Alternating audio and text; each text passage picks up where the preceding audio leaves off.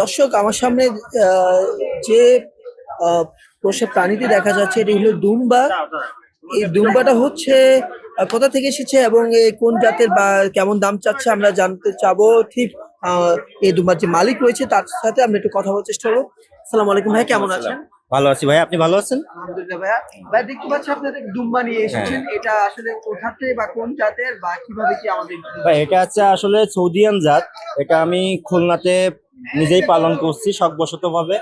আমি 2 পিস ছিল, 1 পিস আসলে আমি সেল করে ফেলছি খুলনা থেকেই, আর 1 পিস আসলে আমি ভাবলাম একটু ঢাকাতে নিয়ে যাই। বিশেষ করে আমার খুব শকিং জিনিস, আমি একটু পশু পাখি আনকমন জিনিসটা পুষি আর কি, ভালো লাগে এই আর কি, এর জন্য আমার 2 পিস ছিল। আসলে এটা তো অ্যাভেলেবেল পাওয়া যায় না বাংলাদেশে, অনেক কষ্টে ম্যানেজ করছিলাম। 2 পিস ছিল, 1 পিস বিক্রি হয়েছে আর 1 পিস রয়েছে। ইভেন আমি পশমটাও কেটে দিছি দর্শকের যাতে বুঝতে সুবিধা হয় এটা কতটুকু গোশ হবে, কতটুকু কি সুবিধা হবে।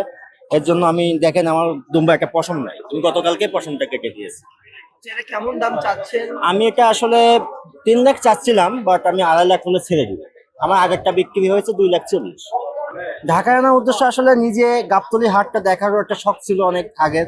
আমি তো আসলে গরু এগুলো পালি না, আর ভবিষ্যতে দুম্বা পালবো কিনা এরও আমার কোনো আর ইয়ে নাই, যেহেতু অনেক পরিশ্রম। তাই ভাবলাম একটু গাবতলী হাটও দেখি, আর ঢাকাতে নিজে অনেক মানুষের যে আসতেছে দেখতেছে, এটা একটা আলাদা আনন্দ আসলে।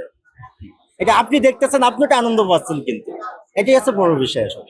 এই দুম্বাটা আমাদের বড় ভাইয়া সৌদি থেকে আনছিল 1.5 বছর আগে, ওনার কাছ থেকে আমি নিয়েছি।